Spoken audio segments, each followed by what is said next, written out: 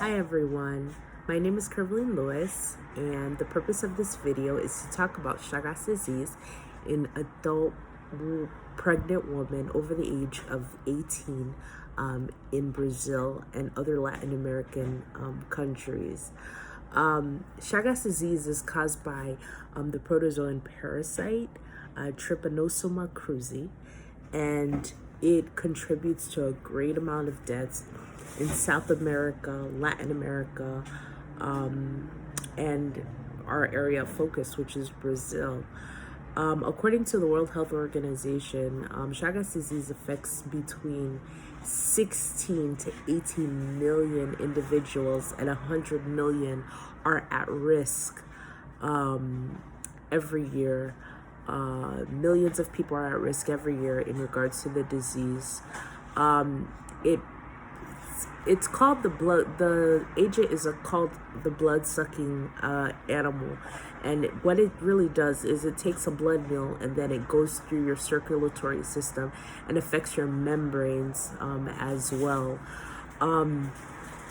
In the population of mothers and infants, it affects nearly 14,400 newborns every year, and it is caused by vertical transmission from the mother to the infant. The populations that are affected globally, this disease does not only affect populations in Latin American and South American countries, but it does affect areas throughout the world in other continents as well, including African countries, European countries, Canada, and Western Pacific countries as well. Some of the symptoms associated with Chagas disease is dermatitis. You could lose the taste in your mouth, bone marrow suppression, and severe gastrointestinal symptoms. It's important that healthcare workers work in concert with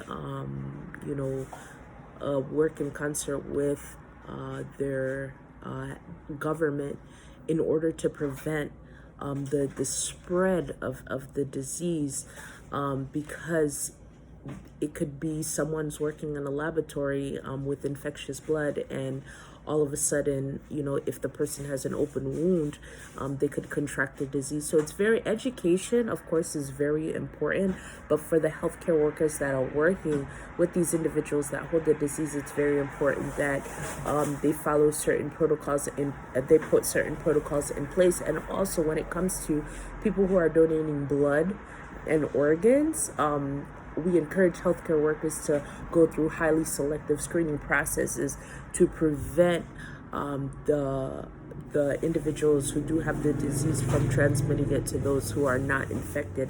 And this is a big cause of individuals becoming infected as well. So through blood transfusions and things like that, it's possible that an individual could acquire the disease.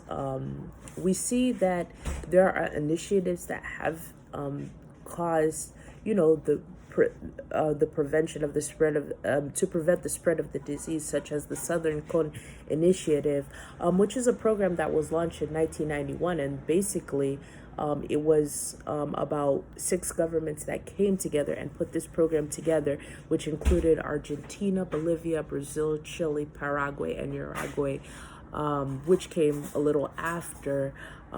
So basically what they did was come together to see how they could eradicate the disease. And I feel like if other countries would take their initiative into perspective and begin similar programs like that on their own, we would see control of the infection and prevent the spread of the disease.